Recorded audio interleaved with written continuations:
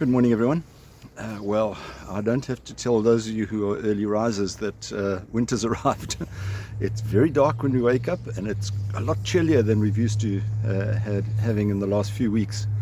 So there's a definite change in the climate, and we enjoy it.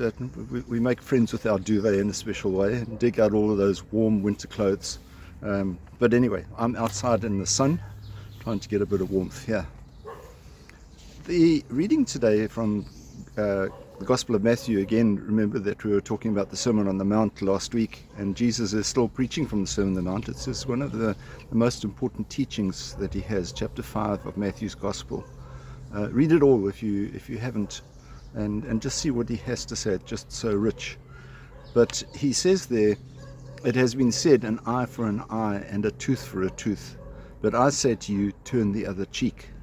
Now, the interesting thing about that is that originally in history, if someone was to do something wrong to you, you had a right to go and sort out his family or his group of friends or whatever sevenfold. In other words, somebody wrongs you or kills somebody, a member of your family, you can go and take out 7 of them. Now, clearly that is not going to be helpful. And therefore the teaching came about, only one eye for one eye, one tooth for one tooth, no more than that.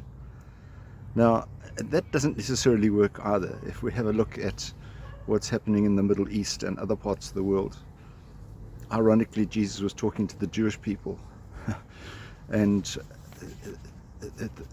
the retaliation there is it's never going to win, because one person retaliates, another person reacts to the retaliation, and so it goes on. It's a vicious cycle.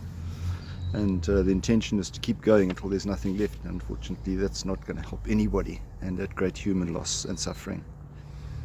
So what Jesus says is, don't retaliate. Just walk away. Because retaliation ultimately is based, it comes from what we consider to be our rights. It hurts our pride. And it's built in revenge rather than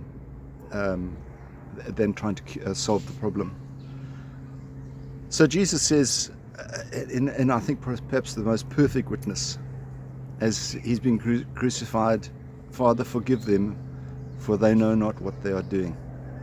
So he was able to forgive his killers. Forgive them.